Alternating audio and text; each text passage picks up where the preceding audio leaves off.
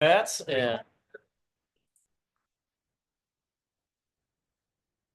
pledge allegiance to the flag of the United States of America and to the republic for which it stands, one nation, under God, indivisible, with liberty and justice for all. All right. Think we can determine that we have a quorum. We're all here except for Mr. Birch. Did you want to have a motion to excuse? Yeah. Mr. Birch? I would. I will vote that we excuse Mr. Birch. Can I get a second? Second. So moved. All right. And this is a public hearing. And we are Opening 601. opening at 6:01 public hearing about the Bushland conditional use permit. And now what? Anybody Staff have it? report? Yeah, go ahead, give us that report. Yeah. So Mr. Bushland has asked for a conditional use to allow residential occupancy of a commercial structure. I've prepared a complete staff report. I'll summarize it briefly for all of you. First, I did note in the staff report that in the agenda, it indicates that you're making a recommendation to council, but in fact, planning commission is the decision-making authority for conditional uses. On appeal, it would go to council, but unless it's appealed, your decision tonight will be final. The actions that you can take is you can approve it with the conditions that staff are recommending in the staff report. You can approve it and modify the conditions, adding to, deleting from, changing, whatever you'd like. You can deny the application, or if you feel like you don't have enough information to make a decision, you can continue it to a future date certain. You continue it to a future date certain, we won't have to republish the public notice, which would be helpful to staff. If you're uncertain about how long it's going to take to address any outstanding information, you can continue it indefinitely, just in fact tabling it. And doing that would require a new public notice to be mailed out before the hearing continues. So those are the options that you have. In looking at what's proposed, I don't know that the applicant has an existing business license for a commercial use at that site. So because I couldn't verify that, the staff report, I just made a recommendation that he has to verify that he has a commercial business at the site. And then the code is a little bit vague on this one. You have a list of uses that are conditional. And when I was reading through it, it looked to me like the intent of that was that that you could do a residential occupancy as a conditional use, adding that onto an existing commercial use. But that's not exactly what the code says. If you look at the hierarchy of the code, it says that industrial uses are allowed as conditional uses. And then under the industrial uses, it has a line item for adding a residence or a caretaker. And it's specifically under the heading of industrial uses. But the reason that the reason that staff recommended approval of this is because I believe that that was close enough in nature. If you're going to allow it for an industrial use within your commercial zone, then you would likely allow it for a commercial use within your commercial zone. So I thought that was the intent of the way that flowed. But looking at the flow of your code, it's a bit unclear. So it's going to require some discretion on your behalf to determine if, in fact, staff is correct and it is to be allowed as a conditional use, or it's only to be allowed as a conditional use to a residential use. That's probably one of the discussion items that you should have tonight. Other than that, there's water and sewer service to the existing structure. There's not going to be an increase in traffic. That's significant. You'll have a residential use, arguably could decrease traffic if the person that lives in there is actually employed by the business that's there. So there's not a lot of impacts to consider. We've got existing water and sewer services to the site. It's currently served by police and fire, and it's not likely to cause a significant impact. One of the other conditions is that we're stating that they have to comply with the building codes, which have separations between commercial uses and residential uses, so that have to demonstrate that it meets current building and fire codes before it can be approved as a residence. So with that, I'm happy to answer any additional questions you have. You can call on me at any time as staff. I don't really have anything that I think I need to highlight any further. Mhm. Did you guys get a chance to read his conditions that he emailed out? I did, You did? yeah. Would it be possible for you to list those, Todd, I can for go the through there. public to hear that? Sure. You just want me to go through the conditions only, or did you want me to go through the staff report in its entirety? I think the conditions only. Okay. So staff was recommending approval of the conditional use permit subject to the following conditions. The applicant must obtain all necessary building permits and ensure compliance with residential building code and fire code requirements. Number two, the applicant shall provide proof of an existing commercial use at this location prior to establishing residential occupancy. Number three, any exterior modifications to the building must conform to all the design standards in the commercial zone. Number four, the use shall not generate traffic or noise inconsistent with the surrounding commercial uses. So those are the four conditions that I was recommending. And again, you can modify those, delete those, or add to them if through the public hearing or your discussion, you find the need to do so. Okay. I have a few questions. So is the permit requirement, does that mean we don't do approval until a permit is provided? Or we do approval and who inspects if that permit requirements are satisfied?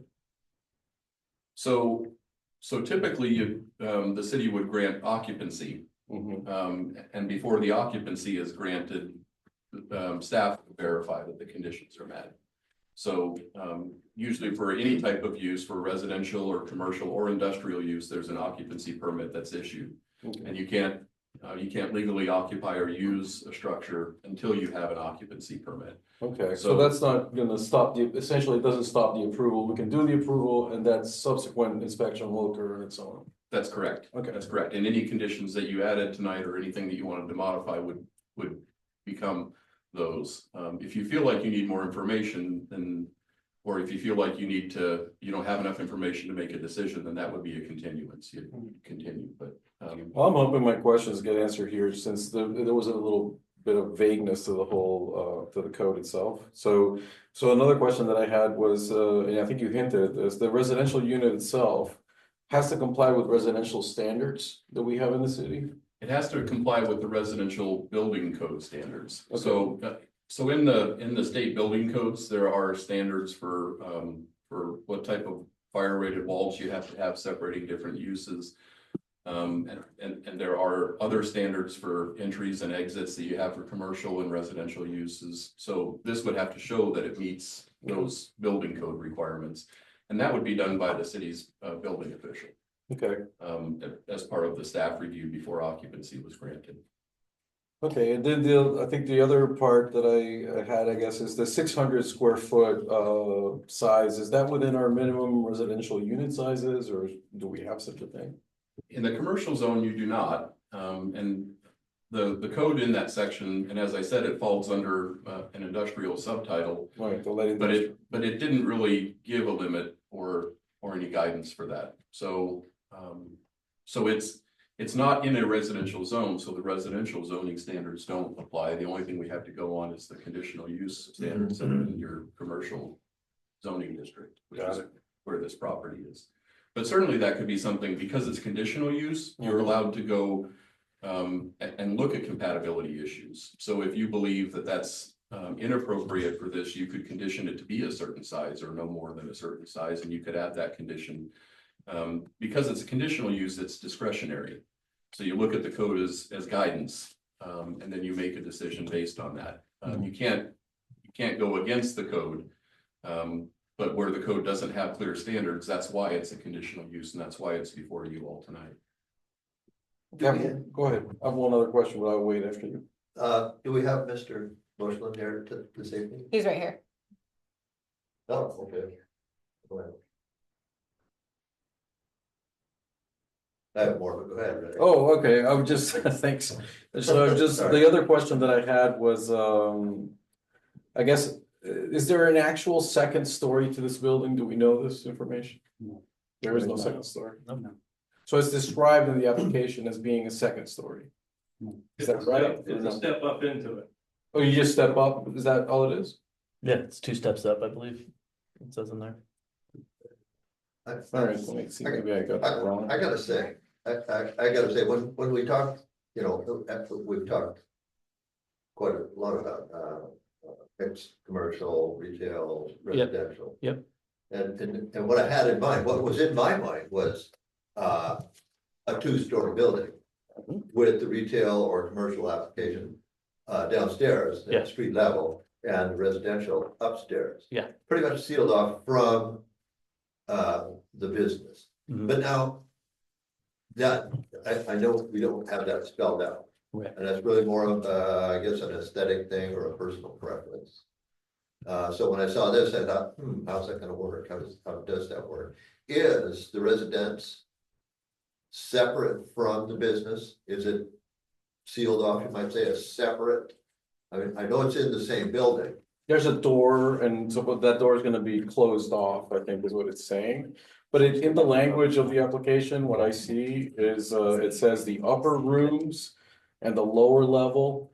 So it seems to imply that it's a 2-story Yeah, structure. so let's realize that we have We have this on the agenda. on the agenda to discuss these details later on. Oh, Right Oh, now, okay. right now, we should probably engage the public. Oh.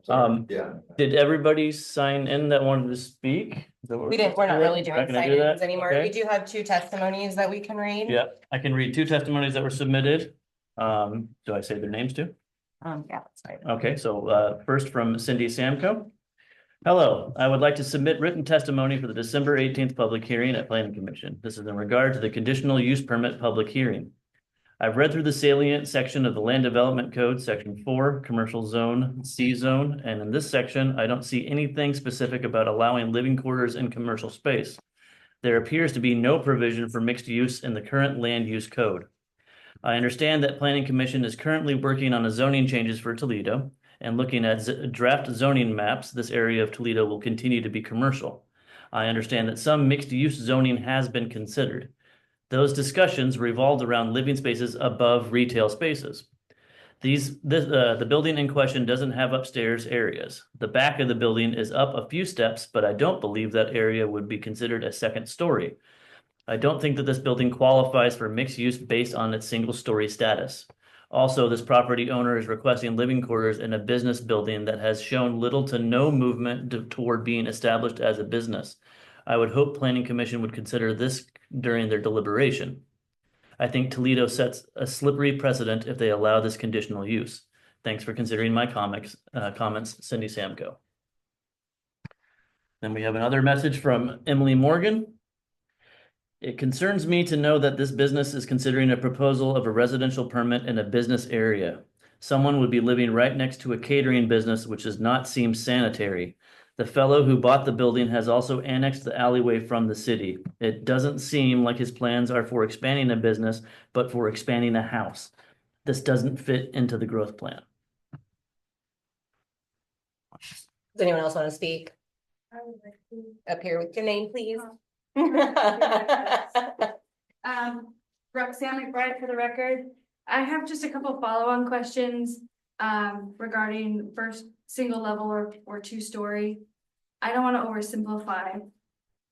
But if we're thinking in terms of mixed use and a seal, like if we're actually talking about following the code for physical separation, what's the driving force between having it be a vertical separation versus a horizontal one? I mean, at the end of the day, aren't we still considering mixed use of 2 separate spaces under the same roof? And I have my own disabilities with mobility, so like the idea of having to have a living quarter upstairs to be able to take advantage of this zoning and not having an elevator or any sort of thing, it just seems potentially discriminatory under ADA. So I'm really worried that we're not considering the larger implication here, not just for liability of the citizen, but accessibility for people we may want to draw into the community later.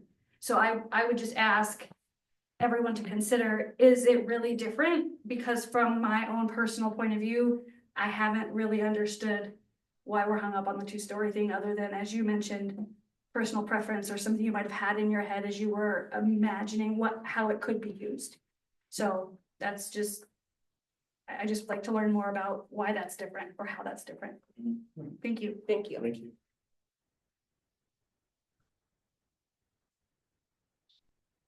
Mr. Novak? Hi, John Novak, here as the president of the South Louis County Chamber.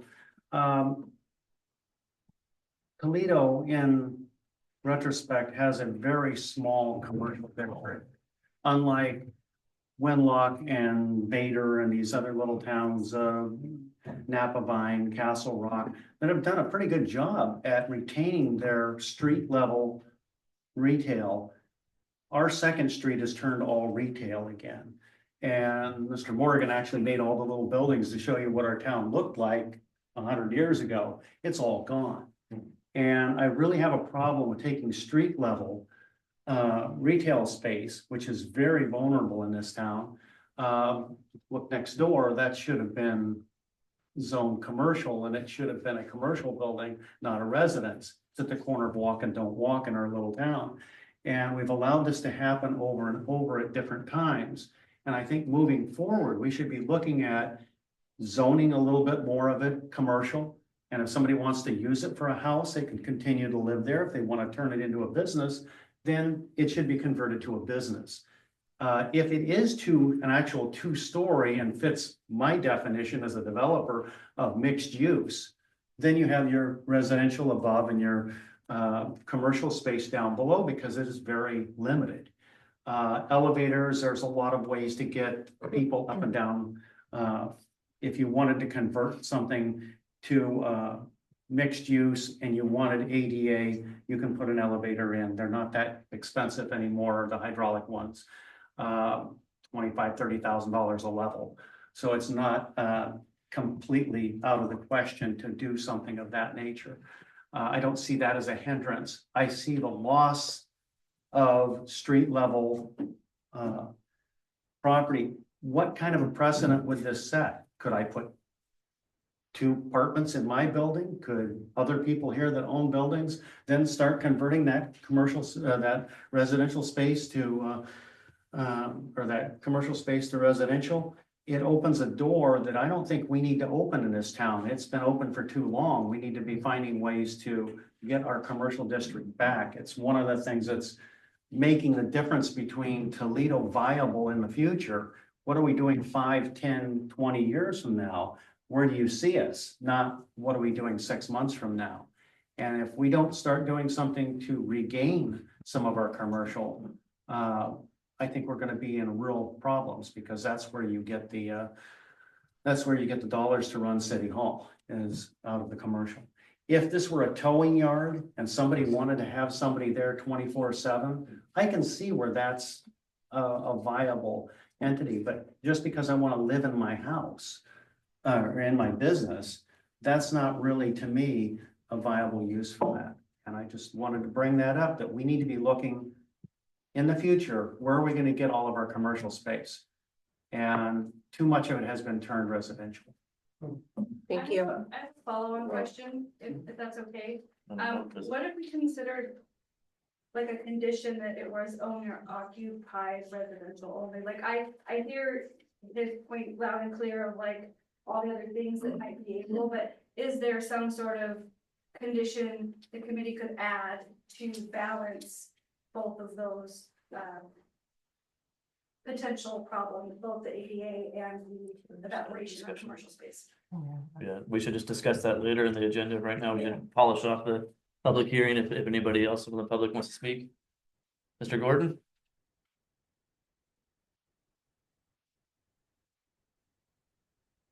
My name's Dan Gordon. I rented that building there where he's trying to move in. There's a step up into the back and that's about it. But we need our commercial business. We don't have enough here in town. There's not nowhere, if we want to get somebody bigger in here and do something, we need to work on that. We need to have space for them when they do come, because we need the revenue. And if he does move in there, you guys move in there, he's gonna have a separate water and sewer hookup. That's what I had to do at my place to get that. So that's something to consider, That's true. you know, so. Thank you. Thanks, Dan. Eric, Eric Hayes.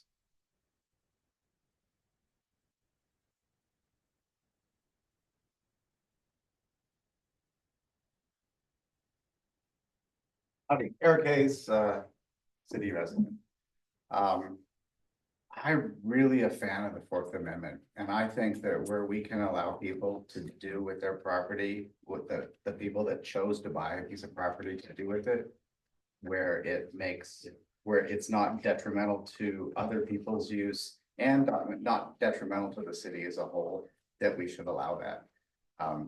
If we were talking about taking front space away from a business and turning that into a residence, I do think that's a loss. I think this building here is a loss. I think that the other house we have, and we have a single wide on there, I think that's a loss as well.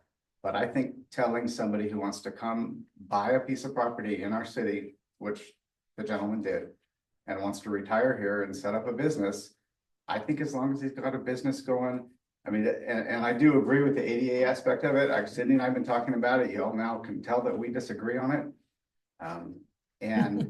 And that's what I've been trying to say is it's in the back. It's technically not part of the main front. And I think that too many people are caring about what other people are doing with their property, and they maybe should be looking at what they're doing with their own property. So there you go.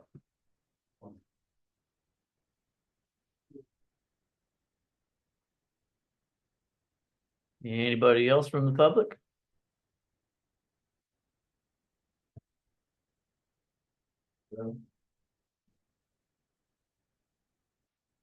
Hi, I'm Jake Morgan. I kind of agree with a lot of people. I think we need to preserve and protect our commercial area. And there are very few spots. If you want to have a commercial business located on the back end of town, it would be a lot harder to get traffic to come there versus right on the main drag. I think that the city and the planning commission should look at ways to make it more friendly to commercial businesses to fill in that spot and see if we can attract the kind of businesses that we want to fill in that spot that come right through, and it's a high traffic area. So I'm worried about someone would buy a commercial area and then a few months later say they want to make it a residential area. And it kind of makes me question their motives, especially with the alley vacation thing. And I'm thinking like down like another 6 months, another year, they're gonna want this to possibly be a multiplex. And that's not at all what we thought. We thought it was gonna be commercial, but it's like step by step by step. These the people are they know what they're doing. So I think we should be really careful what we're doing. Thank you. I actually forgot something. There was 2 things.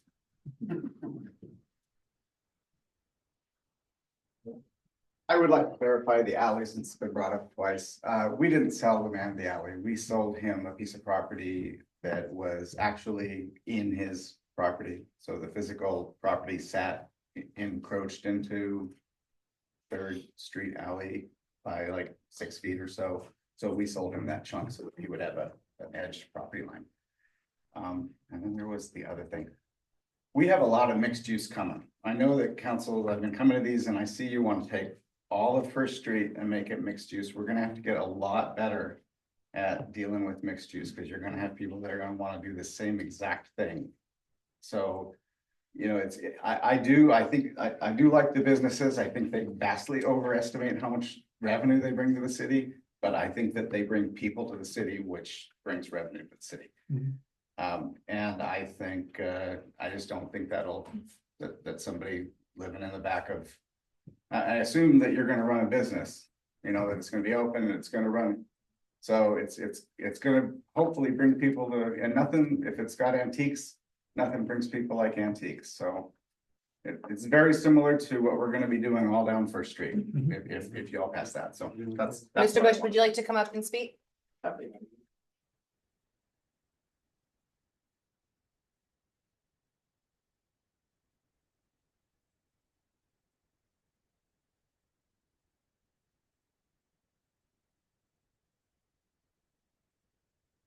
I don't know how much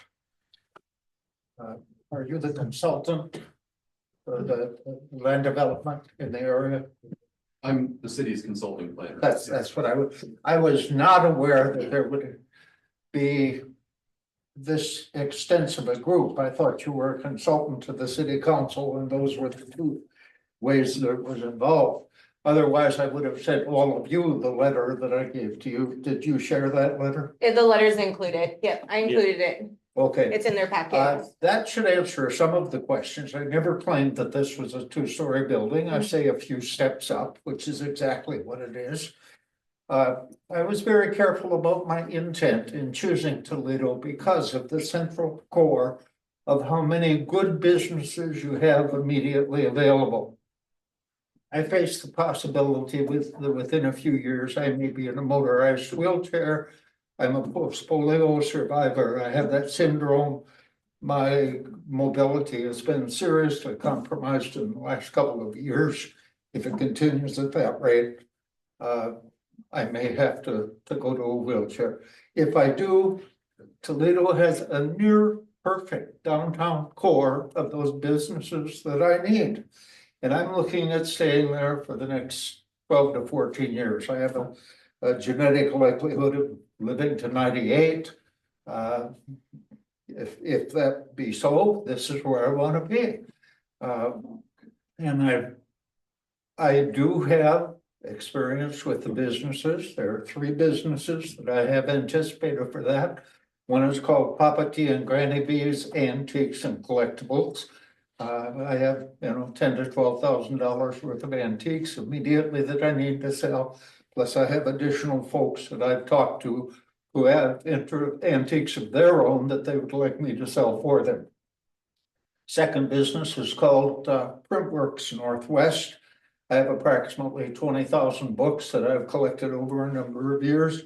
I need to sell those. That's a separate business from the antiques and collectibles. And my third interest would be creating a place for people to come and do bingo and play cards, social activities area called Pasatiempos or Pastimes. And so those 3 businesses are all what I have hoped to be able to put in this front 1,200 square feet. I also have talked to other people. I have a friend who makes wonderful cabinets out of distressed wood, Ken's Custom Cabinets, and I've talked to him about coming in and occupying space in that. It's a 4th business. I actually also, the Art Council is being moved out of their address on Cowlitz.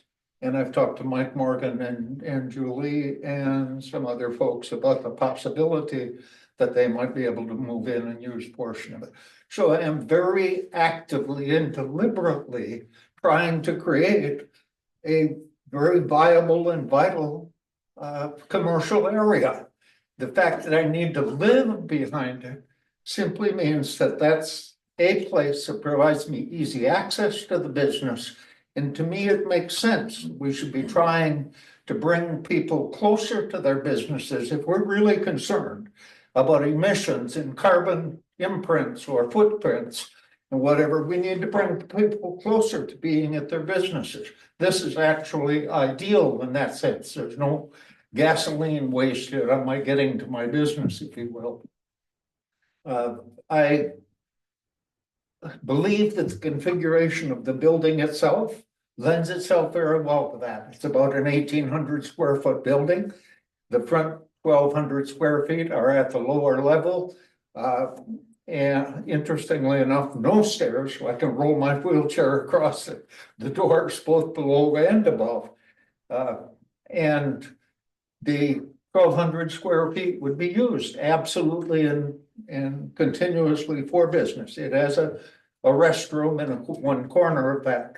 Then there is the door that lets itself to the upper area, because I wouldn't want most of my customers in that upper area, the personal area. I would probably be padlocking that door shut and using the outside entry door as the main access for the upstairs area. upstairs area consists of 2 rooms. One would be largely a bedroom. The other one is simply an area that you could put the kitchen, dining, living area, kind of great room. This circumstance is ideal for me. I would hope that it would be recognized and granted that way. If you have other questions about it, I would be happy to answer them. But I am really wanting to put retail businesses in there. I know for the last couple of years, it's been a wholesale business rather than retail. And there was some at City Hall who said they hoped it would be retail again. And it definitely would be that if I am in charge of it. So other questions that you have, I'll be happy to answer.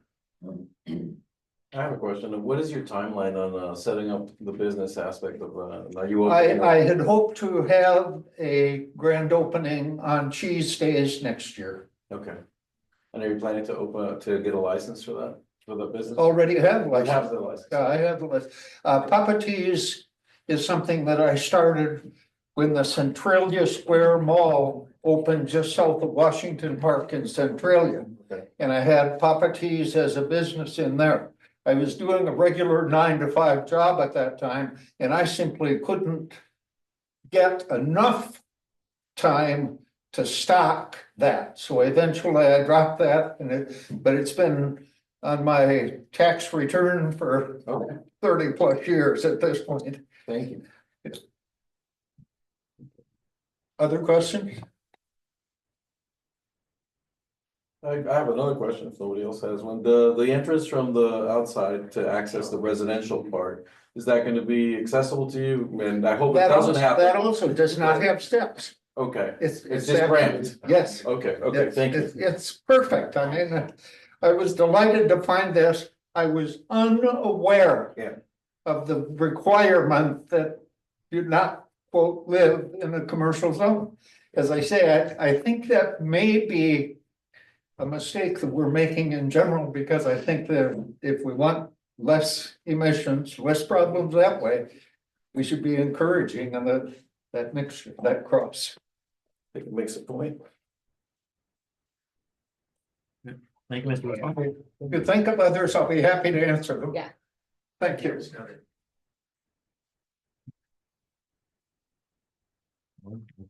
Yeah, is there anyone else that wants to speak? All right, we're gonna close the public hearing at 6:32. All right. Now we will call for other business items. Mr. Chair, I do have an update on the Plan Growth Committee, so maybe we could add that to the agenda under other business down at the bottom. Sure.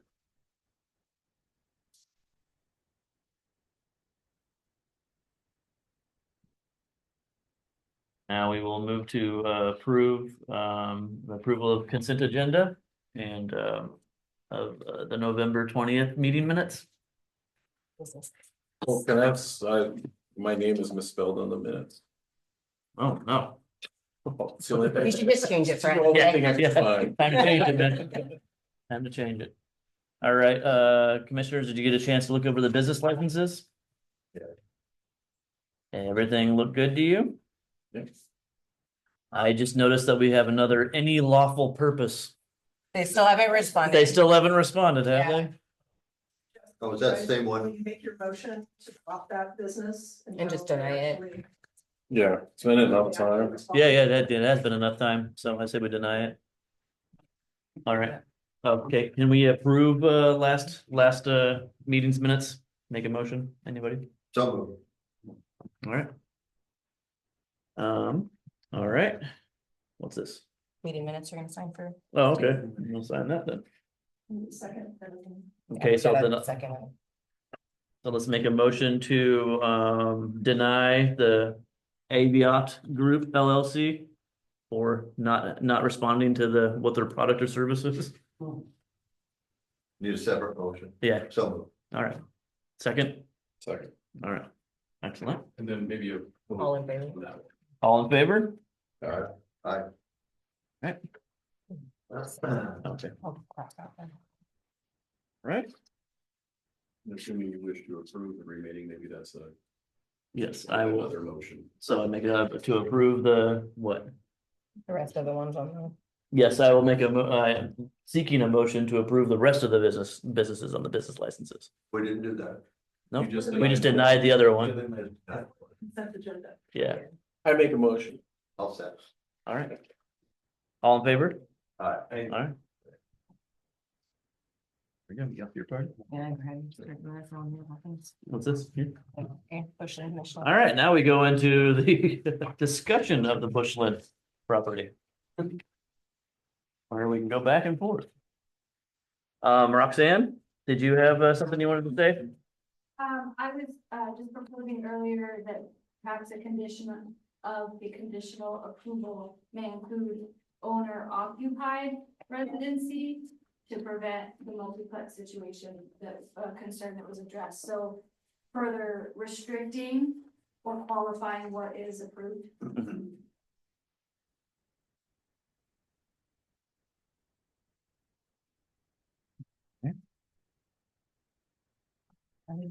All right. Have fun. So I think in listening to all the conversation, what comes up is this idea of preserving both someone's ability to be able to be productive with their land and their property in the way they want, and then be able to preserve the viability of our downtown business district. So those two things together, what does that actually look like? It seems to me that a step in that direction is if we have a business license, and if we have a business being established as a criteria for being able to establish occupancy, that seems to maintain that separation pretty well. I mean, in my opinion. And then I think the idea of sealing off one entrance and then just not having that be accessible to the residents and just having a separate entrance for the resident to be able to go in. That all seems to be consistent with that. And if the only thing I wonder about is what does the parking look like? Do customers have their own parking that's always available to them? Or is that gonna be, in the air depending on who's at the house? And depending on what our zoning is for the parking. Right. I think in staff's conditions that they proposed to us, I think number 2 was if the business was actually in there. Right. I think that's really the key. And according to Mr. Bushland, he's got some businesses lined up, and if they were to be in there, then we could move towards that. Yeah. And does this, Todd, I'm curious let's say this approval gets done for this particular piece of property. Is that something that if the property gets sold, does it apply, or somebody needs to reapply for that permitting, for that conditional use again? Is this a one-time issuance? So the conditional use would run with the land. So if the business and if the property sells, then the conditional use would carry on.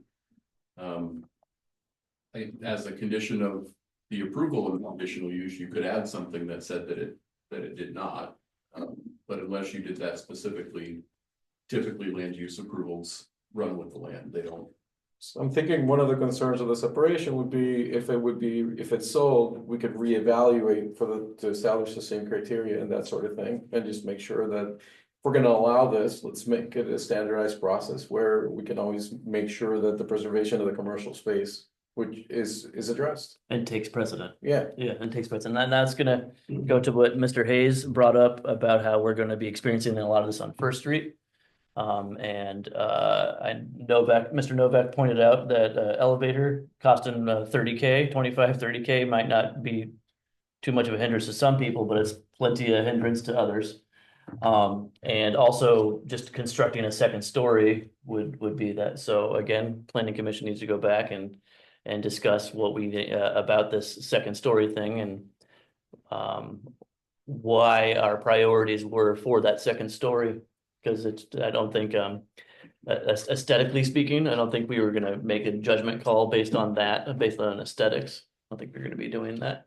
And Can't do that. yeah, we can't do that. My layman's understanding of the mixed use idea was that there was a residential district and then commercial shops at the bottom. It's usually how I see it, but I'm not sure what prompts it to be that way? Are there actual rule sets that govern this? And then whenever I see the same story, it's flex space, and that never includes a residential aspect to it. Right, So right. that's what so that's what confuses me a little bit. I wish we had some expert sort of advice on that. I think we really piggyback on a lot of other towns and what they've done. And I think when we were talking about that second story thing, we were just talking about what other cities have done and what they looked like in their downtown corridors.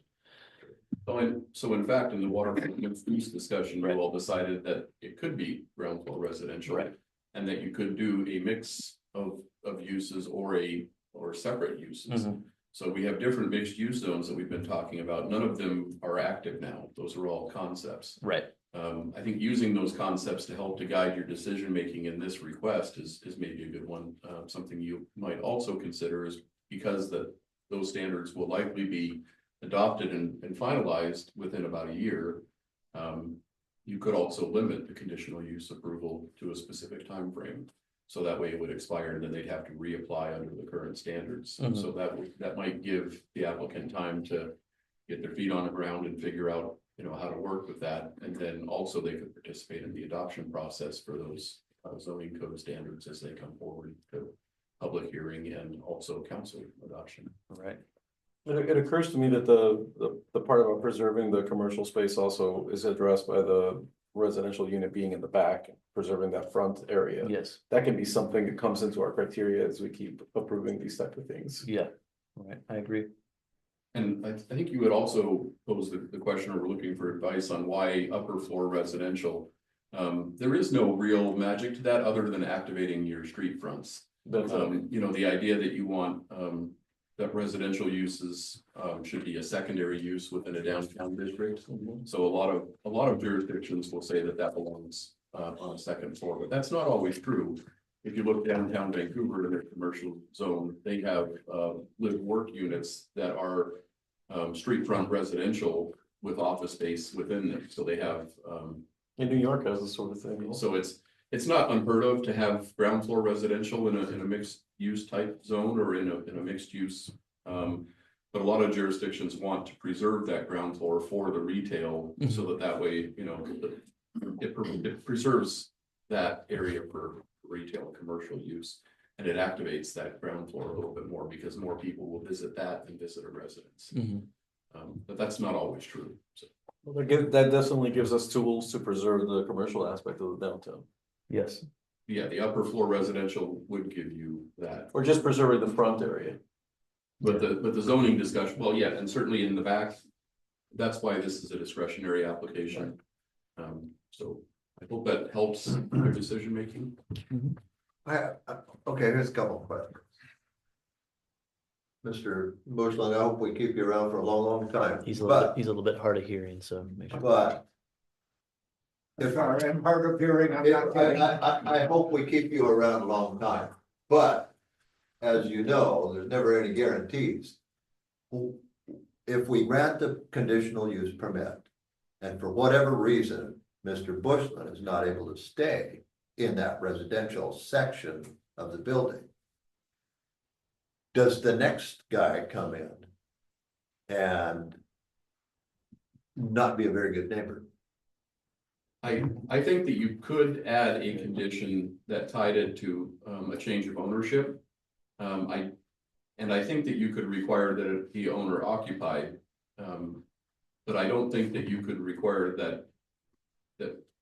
I don't know how you would condition it based on the question that you're asking.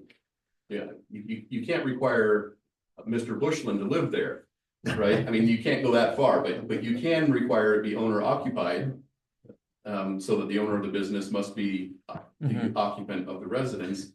And you can say that the conditional use is approved only until the property changes ownership. But I think those two things together would prevent it from being leased out as a separate living unit. And those would be additional conditions of approval beyond what was recommended in the staff. Right, and I'd like to see something like that, because like Mr. Hayes, I am a real fan of Fourth Amendment rights. We should be able to do what we want, but we can't step on our neighbors either. And we have to do what's right for the community or a neighborhood, and in this case, the city as a whole. And it just seems to me, as long as Mr. Bushland was the resident there and was in fact a good neighbor, but you know, how do we do that? I just don't see the harm. But I wouldn't want to see Mr. Bushland rent the living space.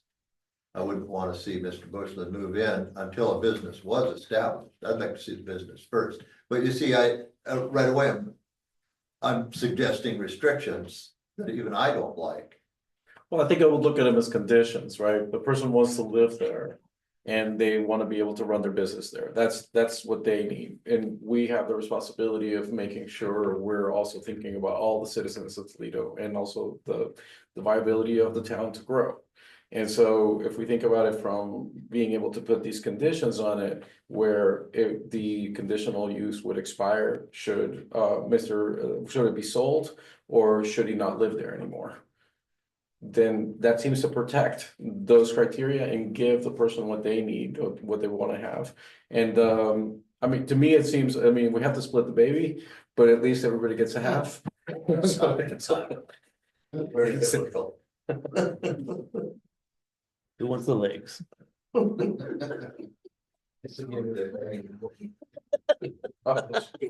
You can have it.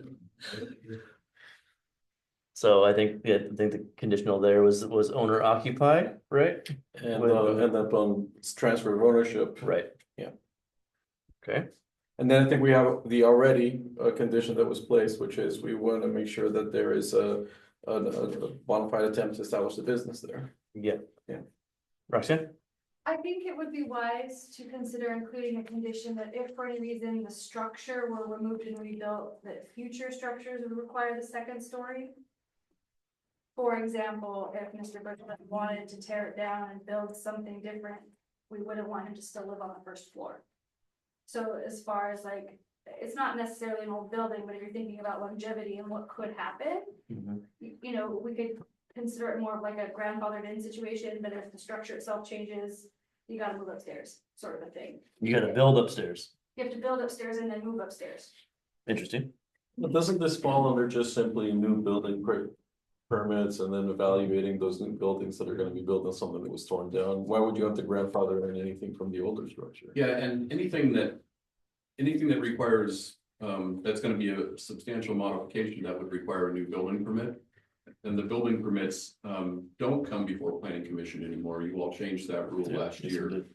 But they would be reviewed against the zoning code. Right. So if somebody were to build a new structure on there and to propose residential in there, the conditional use wouldn't necessarily carry over to that new use. Because you're changing the site, so that they likely have to seek a new conditional use for that under your current code. Hopefully we'll have zoning code adopted that defines mixed use, and then it may just be an outright permitted thing for the second floor residential. Yeah, this is a good use case for why we need Yeah. that defined. And so there's been, go ahead. I'm just trying to think of, I'm sorry, Doug. I'm sorry, I just wanted to finish that thought. I don't believe that you need that condition because a separate review would be required should the structure be substantially I agree. modified. I agree. So. Well, I'm just trying to think how does this help or hinder the commercial or retail wishes that we have in the city? You know, we want to see more businesses, more retail, more commercial. And does this get in the way of that somehow? Which I can't quite see. Again, so long as Mr. Bushland's a good neighbor. And as long as there's a business. As long as That's there's right. Yeah. If there's a business up front and then back, and also the other conditions that Todd put in the staff report, I think. We've talked about a lot of details around here, but I actually do think the conditions that Todd submitted covers those bases. Yeah, to your point, I think the idea of the fact that the front is kept intact, so you have the commercial aspect facing the public side, they have parking available to them, that's never impeded.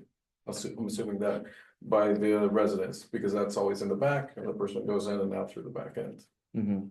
So to me, it serves the same purpose as the two-story thing, because essentially the front of the business is kept intact and it doesn't affect the commercial aspect. I don't think anyway. You're saying intact is kept as a business. Yeah, it's like the front of the business on the strip. Right. You see businesses as opposed to houses. Right, it doesn't become a residence, it doesn't become a complex. Right. It's always gonna be set forth as a business. So in this case, everything in the staff report and the approval is tied to what was submitted. So any change of that or reconfiguration of the residential and commercial would have to come back for another conditional use permit. Mhm. So, so that this is what you're approving is what was submitted in the site plan for the residential in the back. You're not approving anything. So if we add those conditions in, we need to prepare a new one and come back. Right now, it's shown in the back of the building. Okay. Yes, In the site plan that was submitted. Mhm. So that's what you're considering. And if you approve this tonight, you don't need a condition of approval for that because what was submitted is what's getting considered. Okay. Any changes to that, if they're gonna change the division of that space to allocate it differently than is shown on the site plan, Yeah. then that would require a new conditional use permit. So you don't really need, again, there, it's kind of like the new structure. You don't really need a condition that does that. You could certainly add one if you wanted to, just to clarify that, but it would trigger a new site plan review if it ever changed from what was proposed to the site plan. And what about the ownership component? The ownership component will take a condition. I'll have to add one for that. Can that be added without redoing the whole thing? That doesn't have to redo the site plan. We can just make it part of the motion to. Okay. If you want to make a motion to approve, there are two added conditions that I've jotted down so far. So if those are part of that, and then when we issue a notice of decision after tonight, then that will include those additional conditions that you're adding. and to be clear, occupancy cannot begin until a business is established? Well, and that was something too. Right now, the words I have is that the applicant shall provide proof of an existing commercial use of the location. I felt like that was enough. I thought it was. But That sounds ambiguous to me. That was my question. But that may is be clarification ambiguous. of what existing commercial use means. yeah, so existing commercial use could be nothing more than having a licensed business and not opening doors to the public. Well, let's unambiguous that. Yeah, so we can modify that condition to be more specific if you'd like. It seems like there was a lot of discussion and testimony. Yeah. I would like that to be modified. Okay, Yeah. can you give me some guidance on how you'd like it to be modified? Ambiguously. But unambiguously maybe, right? Is that the more? But what would that look like?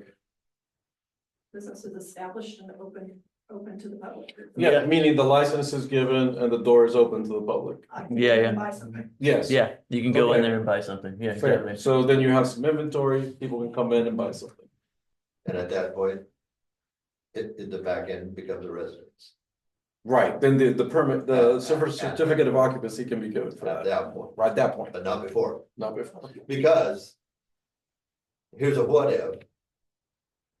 Mr. Bushland moves in with every intention of Mhm. starting this business, it's three business. Yeah. But it doesn't work. Yeah. It falls through, Yeah, can't happen. Now he's living in a place where business is supposed to happen, but it's not going to. We don't want that. Mhm.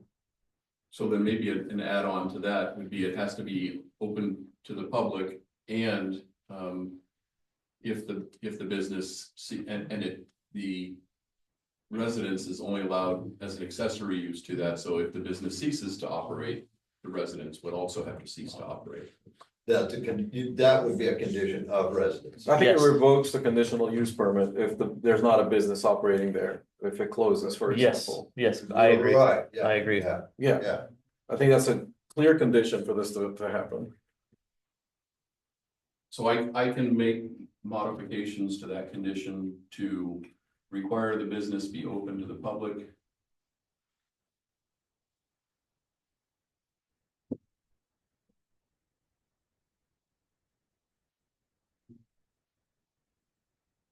Then I'll add a new condition saying that that this is an accessory to commercial use, and if the commercial use ceases to be open to the public, So does the, then the conditional use permit is void, basically. yes, Yeah, right. Can I address, is it right to address the audience? yes, yeah, we're discussing. I hope everybody understands that we're really trying to walk a fine line here, respecting people's property rights, because that's important. That's what got me off the planning commission, the first time I was on the planning commission, 11 years back in the 90s. And it just got to the point where it seemed like we were imposing too many restrictions on people, and I left for that reason. So I want to be sure that I'd like to, for my part, be sure that people retain their property rights. But I also want to be really sure that by me hanging on to my property rights, I'm not stepping on my neighbor's property rights. I'm not a detriment to the community or the neighborhood that I live in. And so this body just has to look after that sort of thing, as well as the council has to look after that sort of thing. We're not just trying to put a bunch of arbitrary rules out on people. We're just looking after the city. Mhm. And I would like to point out for the commercial aspects of things is that we are also maintaining what everybody has said, we need to keep this commercial space commercial. We don't want it to become residential. We do not want it to become residential. We don't want it to be modified that way. There's going back to the Fourth Amendment, there's a time when we had 5 salons on the street, like we couldn't just deny like, oh no, we have too many salons. No, if somebody wants to put a business in there and they are a business, they can do that. And so that's my point for that one. We are defending that this Fourth Amendment rights on the commercial side too. And so we have not only the conditions that you put forth, Todd, but now we have 2 more, I believe. I have a modification to one of them and Yeah. 3 additional conditions. 3 additional ones. Now, before we go over those, Roxanne? My final hopeful comment is when we think about restrictions and protecting commercial space, does it count as commercial if the owner lives there and wants to rent the storefront out to someone else? Or does the conditional language need to include owner occupied, owner run business? I don't have a personal preference, but from the space of ambiguity and really wanting to clarify and protect the intent of the approval, I just wanted to bring that. Like, could Bushland live there and lease it out to a salon? Yeah, Yeah. or a co-working space Sure. that like someone else Sure. wanted to run. Is his business of being a landlord for commercial space eligible or not? I don't think that goes, that's inconsistent with everything we're talking about, because in the net effect is we're preserving the commercial district, the business is being run out of there. Mhm, So I don't see a conflict with that idea and what we talked about. mhm. If let's say, he doesn't feel like he wants to run a business anymore, it's a little too hard. Can he rent out the space for a business front to be there doing business and he still lives in And the continue to live residence? there. Essentially, he's fulfilling the criteria, he owns the building, he should have a right to rent it if he Sure. chooses for that purpose, it complies with the zoning rules. And I guess vice versa, if the business owner wants to rent out the residential spot behind it. We'll do that. That violates what we. I know, that's what I'm saying. That's exactly. Yeah, that's exactly it. Inverse. Yeah, But it's contradictory to that, so that's why I just wanted to clarify Right. for everyone's benefit, how do people feel? And how specific do we wanna get, and what is too far and too specific? Right. yeah, I think the residential, what we're doing the conditional use on is the residential aspect. Right? But, okay, I was just thinking about the apartments above Donna's. Cause she's renting the business and, yeah, It's upstairs. right, what's upstairs, yeah, Yeah, you know, that's been for a long time, that is there. yeah, You know, going to come in and try to, Mhm. been there for Yeah. years. Yeah, I know what you mean. Those buildings here has been for years, yeah. for a long time. Mhm. Oh, interesting, so. So all we're left with is we need a storefront that we preserve. And then everything else, whether it's 2-story or back end, doesn't matter. Yeah. right? This is for the new businesses, you know. For the new, Yeah, if somebody like to build a house and do business. Wow, the property rights comes back full circle now, because you does. still own the building. So the question is, can you rent out the residence and lease out the space for business? So the condition that, one of the conditions that we were adding was requiring that the residence be owner occupied. We weren't specific as to whether that meant the owner of the property or the owner of the business. Right. And because you made no motion, that added condition isn't yet added, so you could choose to not add that, and that would require, and that would allow leasing of one or both if you didn't make the owner occupied. You could make it both the owner of the business and the property must be the occupant of the residence, and that would mean that they couldn't lease either. Or you could make it that it has to be owner occupied, and then that would just mean that the owner of the property has to occupy the residence. But the commercial use could be leased and sublet. But tying it to the other condition that says that if there's no commercial use, then your CUP expires. Then that means that you'd have to have a continuous commercial use in there regardless of whether it was leased. Yeah, I understand that, yeah. By the same person. And if the business closed and the residential part was leased, then that gets revoked at that point. Mm-hmm. And that person would have to leave. Or open up a business. either Yeah, one. or open up a business. Right. So if we just abstract it out to the requirements we're talking about, forget the people involved, we just say. If we allow both sides of that equation, as long as we're satisfying that commercial separation from the residential, that really is our only real concern. It really doesn't matter if he sells it or not, as long as the same criteria is being applied. Right. If he leases it or not. One of the other conditions we talked about adding was on the sale of the property, the CUP is void. But you're Yeah. tying it to the ownership of the property. So if he sells either of those spaces, because you can also do a commercial condominium, or you can do a condo and you can have commercial and residential space in there. So he could sell the spaces within there through a condominium process, and the city has no approval authority of a condominium process. That just goes to the state. So, but the conditions, as you've said them, are pretty restrictive to allow this person, the applicant, to live in that unit as long as they own the property. Mm-hmm. And operate the business.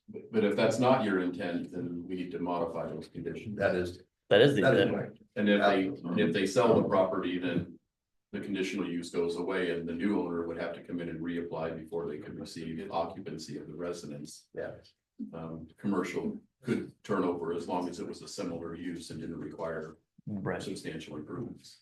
I think that's where it's leaning, just based on the idea that we're still solidifying the zoning, the new zoning plan and everything else, and I don't know if, I don't know how do you guys feel about that, where are you exactly on that criteria?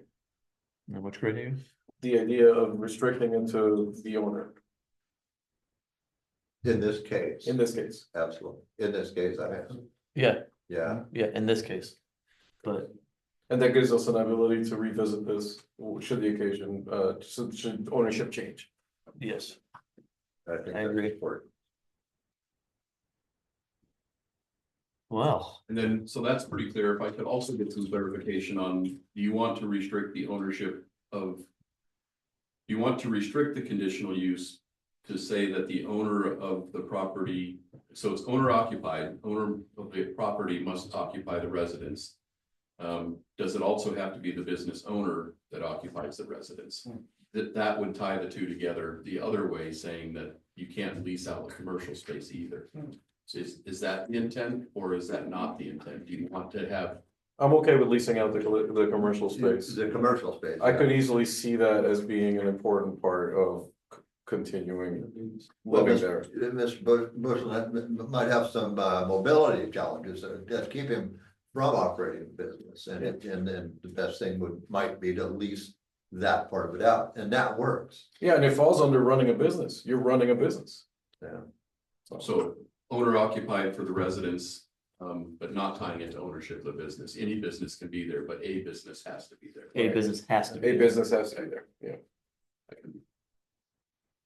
we'll have to work out language when you make a motion to make sure that I can get all in there. Yeah, Or- it's gonna be an interesting motion. Or your option is that I can go back and craft language, you could continue the hearing until next month. And I could craft language to bring a revised approval letter back for your final approval if you wanted to do that. But if you feel like we can come up with language tonight, we can be done with it and you can make a decision on it. I think you've captured most of what we're talking about. What do you have so far? Do you mind going through that? No, I can go through those. So the 4 conditions that I had. The applicant must obtain all necessary building permits and ensure compliance with residential building and fire code requirements. There were no changes to that one. Right. And 2. The applicant shall provide proof of an existing commercial use at this location prior to establishing residential occupancy. That one also stands. No, that one changed. The business is It actually is an operating. open business that is selling to the public. So the applicant shall provide proof of an existing commercial use. And the commercial use must be open to the public at this location prior to establishing residential occupancy. There you go. That's it. Any exterior modifications to the building must conform to design standards of the commercial zone. That one stays.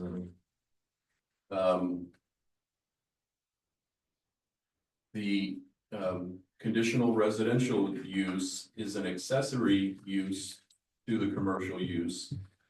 And when the commercial use is no longer open to the public, the conditional use approval is void. So that was an added condition. And then also adding a condition that the residential component of the structure shall be owner occupied. Right. And then the last one, we didn't modify so the use shall not generate traffic or noise inconsistent with the surrounding commercial uses. I also heard parking was a concern, so maybe adding parking in there to read, the use shall not generate traffic or noise or parking demands inconsistent with the surrounding commercial uses. Yeah. Yeah, I think parking is ample in there. I mean, if businesses have been in there before and have been popular. Dan's business, Yeah. when he was cooking up Porky Pig soup, that parking lot was packed. Yeah. And it wasn't a problem. He said, no, you're gonna struggle to find a parking place. Yeah, the biggest part of parking is turning left out of there. And typically that's not an issue with mixed use because it's always thought that the residential uses are complementary to commercial uses, because commercial uses are usually open during the day and residential uses are usually occupied more at night. So you get that, or you get a live-work environment where the same person lives and works in the same structure. So you don't, so it double uses the same parking, basically. You're using parking in a 24-hour period rather than just during the day when the commercial uses.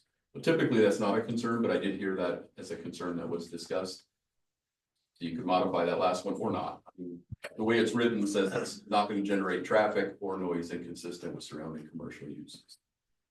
Well, I think as long as he's not a car collector. Yeah. Car collector will be a Be a bad- use of that. yeah, property yeah. there. Yeah, all sorts of things. But So then- that's something to discuss though, is if somebody was gonna be in the residences, if this is going forward to the First Street. What sort of residential requirements we're gonna have to make sure that those businesses out front don't get junked out by whoever's living behind them. You know, I do. so do we talk about that now? I don't know that we have to get super specific. I think just adding the parking to those comment limited, that list, I think it should be fine. Okay, Because it just, It looks okay. that list is covers for me. Pretty good. Okay, so adding Mr. Bushland? parking to number 4 then. Yeah, from what I'm hearing, my only concern is that I plan to sell my Winlock home in March.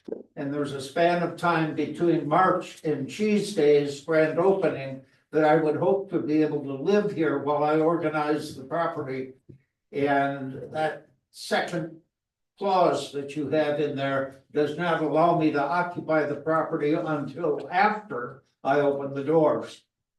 So are we thinking that you could open, I'm gonna speak a little louder just so, right, so are we saying that you could maybe bring in a smaller inventory than the total inventory and open for business, as it were, get your certificate of occupancy, and then bring the rest of the inventory, so you make it a cheese day, so that we can at least comply with that requirement?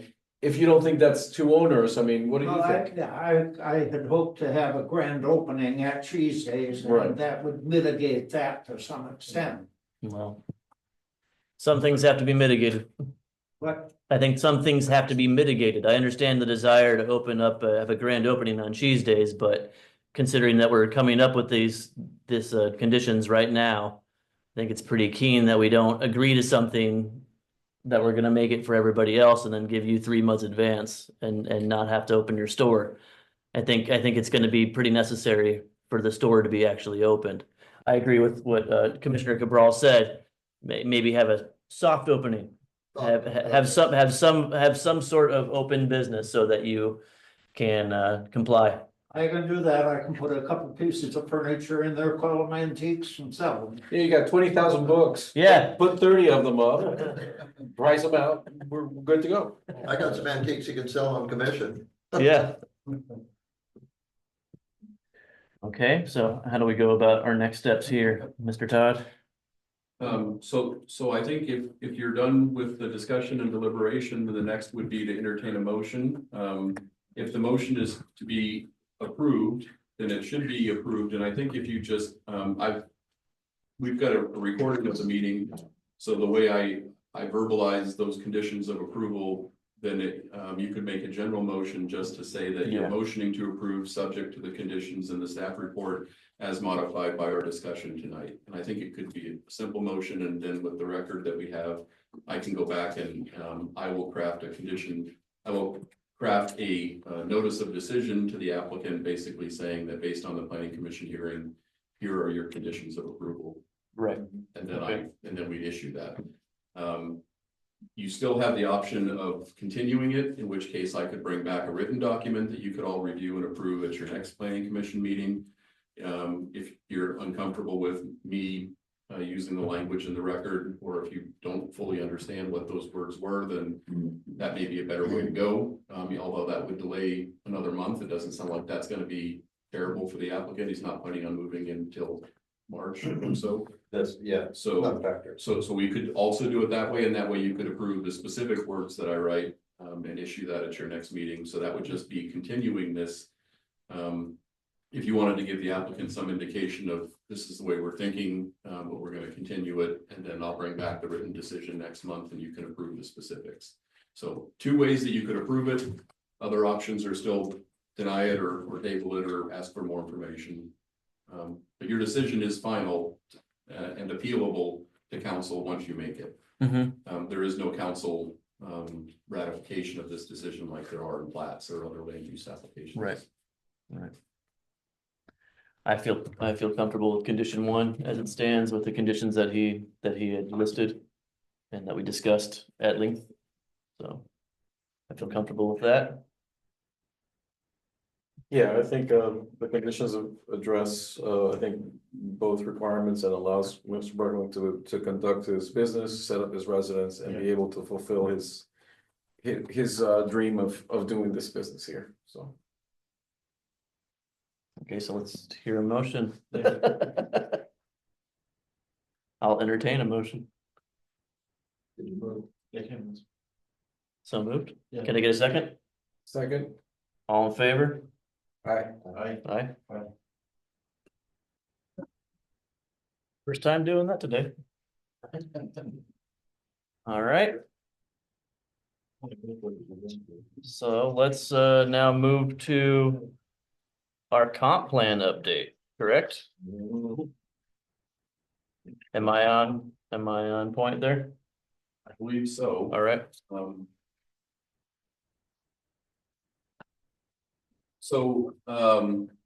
We have had discussion, and I have enough comments to be able to finalize The draft zoning codes that we've had, to be scheduled for a public hearing. Because of all the public noticing requirements, the SEPA requirements, and the state review requirements for comp plan elements. After our last planning commission meeting, I thought through all of the logistics of those, and I thought it's probably easier to have a public hearing on the entire package. We're doing all these workshops, and gathering public input as we go, and Chair Birch is usually pretty good about accepting public input at the meetings rather than waiting until the public hearing. So what I'd like to propose is that rather than as we get through with specific elements on zoning and comp plan, that we have a public hearing on each of those. Instead, we consider just having one process to have a public hearing on the revised zoning code as a whole and revised comp plan elements as a whole. And we probably do that first quarter, at the end of the first quarter of next year. So that's a little bit of a departure. I think before I've been talking about let's have separate public hearings and adopt pieces of this as we go and then send it up to council.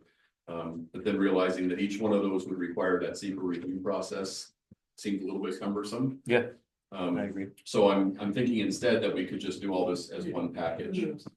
So if that sounds okay, then I'll make the changes that we discussed and have those pieces. And then we'll move on in our discussion with the different pieces that we need to get through in order to get the whole thing done. So does that mean we have to consider the entire piece for one meeting, that sort of thing? It will mean that at one meeting, you'll have a public hearing on the whole thing. You could do two public hearings, maybe you could do one on the zoning component, one on the comp plan components. We could do SEPA altogether, but the SEPA process requires publication of a 21-page completed checklist.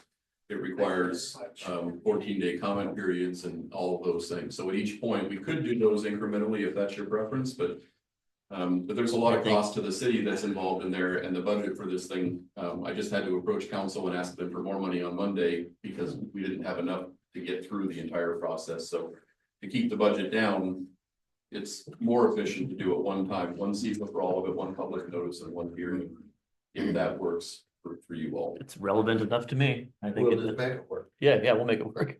Okay, and like I said, it's a public process going all the way through, and people are always able to submit comments either in writing or in person at any one of your planning commission. I just worry that there's so much content that if we're gonna get public input, it's gonna be very hard for the public to participate in all that information, that little space they have to comment on it. So Well, maybe splitting it into at least 2 sessions. it's the first quarter, so we have Yeah, all the time to discuss, to be able to present to them and then ping pong back and forth in one meeting rather than two, because the content is relevant enough okay. that we should just get our ducks in a row, at least conversationally. By the time we can do that, because Todd's right, it's pretty expensive to do 2 of them. So then the hearing that we would have would be mostly public input at that point. The public hearing one. Right. Yes.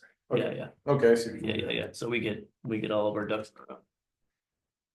Yes, You're right, though, it's a lot. So with that, tonight and understanding we're kind of getting toward what would normally be Chair Birch's tolerance for the length of a meeting. So our discussion element tonight is on the next piece of the comprehensive plan. This is on the housing element.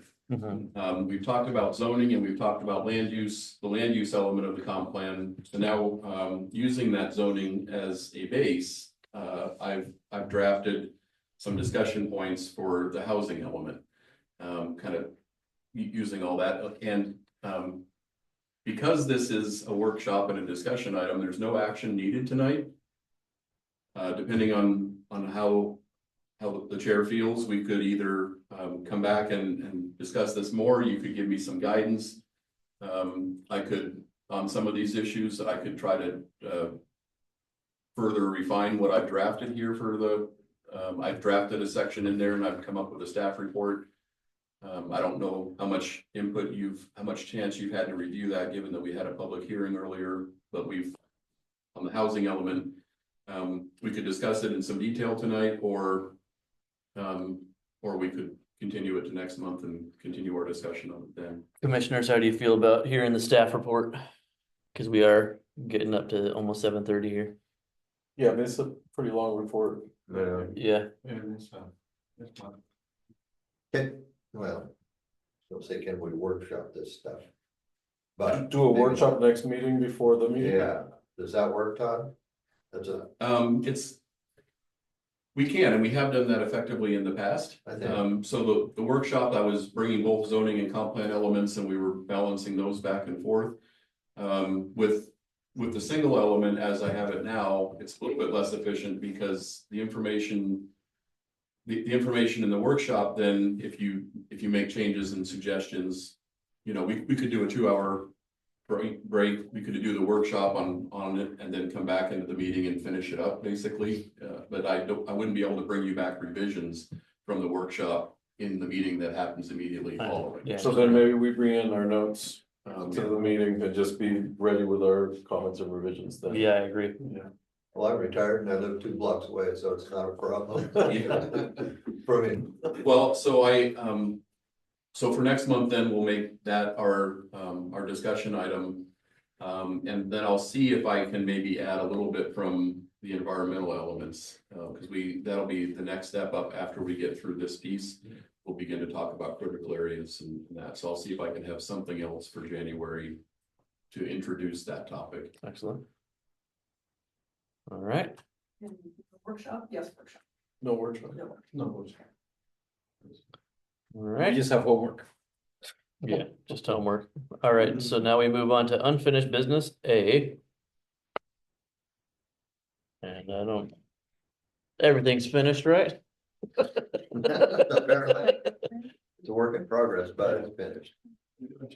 Okay, plan growth update for other business. Thank you, Chair Dennis. Sorry. Today I attended the Planned Growth Committee meeting. That's a group of all of the jurisdictions within Lewis County as well as Lewis County representatives. They had a couple of their county commissioners there, and then also they had their usual planning staff that attends that meeting. One of the things that the county is notifying jurisdictions about is a potential moratorium on land division or land development applications within urban growth areas. You remember that we completed an annexation of most of our urban growth area. So it's not going to affect us as much as it's going to affect some of the other jurisdictions that have relatively large urban growth areas. Typically, the county would allow applicants to submit an application that's consistent with the city plans, and then the county would review it, except for in Centralia and Chehalis, where they had an ILA where those cities reviewed the applications themselves. Those ILAs are expiring and the county's been trying to renegotiate those with those 2 larger cities, but has yet come up with a solution. We had talked about it, the ILA. Yeah, we did. Earlier on here, and we decided not to participate because it wasn't advantageous to the city of Toledo at that time. But the result of that now is that the county is realizing we can't meet permit processing timelines in any way with the current process and still approve land divisions in an urban growth area. So their solution to that is to put a moratorium on applications to prevent people from applying, so that way they don't miss their state mandated timelines. Okay. And there was a lot of discussion about that today. Not a lot of jurisdictions are in favor of that. A lot are, and there were some of the better comments that were made today, said, well, this is exactly the opposite of what the state legislation intended. They're trying to streamline it, make it go faster for land use applications and for subdivisions and short plats. But in fact, you're just saying you won't accept applications now. So that's exactly the opposite of what the state intended with the new legislation that changed the timelines. So there's a lot of discussion on that. There was no final action that comes out of this. It will take a Board of County Commissioners decision to enact a moratorium of some kind. And based on the input that was given today, even though the county still seems like they're very much in support of doing so, there was a lot of input from the surrounding communities, from the communities in Lewis County that were not supportive of a moratorium, and trying to find a different way to get it done. I do think county staff has a good point, given the duality of the process that they have, where they're allowing the cities to approve plats, and then the county has a state mandated. The county has to approve plats that are outside city limits. There's no way that they can give that authority to anybody. Right. So you have two different jurisdictions that are trying to approve it all, and it all has to happen within, it's like 86 days is the state mandated timeline now. And there's just no way you can get through all that public noticing and process and get it done. So I think county staff are right in that there's an issue that can't be addressed with the way that Lewis County does it. And Lewis County is unique. No other county that I'm aware of in the state of Washington allows cities to review anything outside of their city limits, period. It's just reviewed by the county under county rules, and the county adopts the zoning for urban growth areas. Cities don't get to do that. So Lewis County is unique in that the county has allowed that to happen in the past, and because of that, now they've got this problem with the new state law. So that, I think that discussion is interesting. I'll definitely keep you all informed. I think that something is likely to happen. Probably not before your next planning commission meeting, but maybe soon thereafter. And I think it's likely that the county will adopt at least a temporary moratorium on land divisions in urban growth areas. I do not think it has a big significance to the city of Toledo. It'll be a short moratorium that'll last probably 8 months to a year. And I don't think that you have a lot of urban growth area left that is likely to redevelop in that time. In that time frame, yeah. And you're probably gonna get an update on this in February, you think? I'll get an update on it in January. We have okay. another Plan Growth Committee meeting then, and this will be an ongoing topic. So I'll be able to give you an update. I just don't think there's gonna be any action taken by the board. Right. They could surprise us and do it any day now. There's nothing, they don't have to give public notice of a pending moratorium. They can just show up one day and adopt a moratorium. So there's nothing that says they can't do something between now and January. I just think that given the tone of today's meeting, there's enough disagreement with the moratorium solution that they're probably gonna hold off and think through it for a while before they take action, but you never really know. So I'll give you another update in January. But something you can follow too on the county's website. They're publishing it all on their website, so they've got information up there if you want to see it. Okay, thanks. Is the all the growth south of Chehalis along Jackson Highway, is that kind of feeding this? It does. That's pretty aggressive in there. So that area is an area that is completely outside the city of Chehalis. Right. The city limits are a mile away from the edge of that development, at least. City water and sewer services are all extended out through that area, but that's all within their UGA. And there are a number of proposals, I believe, from what I heard today, both in Centralia and in Chehalis for land divisions in their UGAs that would be affected by this. So it affects them certainly more than it affects Toledo. But I'll continue to keep you updated. But I think the upside of that is it does give the county reasons to work with cities. And whereas we had abandoned the pursuit of that ILA with the county because it didn't benefit us as much as it benefited the county, it wasn't a fair ILA. No, it wasn't. I think this may bring the county back to the table to try to be a little bit more fair when they look to solve this issue. It's an issue we all have to solve. It is a real issue. It really is. It's not something that's made up or something that county staff are exaggerating. It's a real thing. You know, when you look at the timeline, so. All right, any public input? Chief, got any good jokes? No. Yeah. All right, well then let's take a motion to adjourn this meeting. And this was without the report. Sorry, go ahead. Yes, it is. That's why we pushed it. Motion. So moved. Second, all in favor? All right. So adjourned.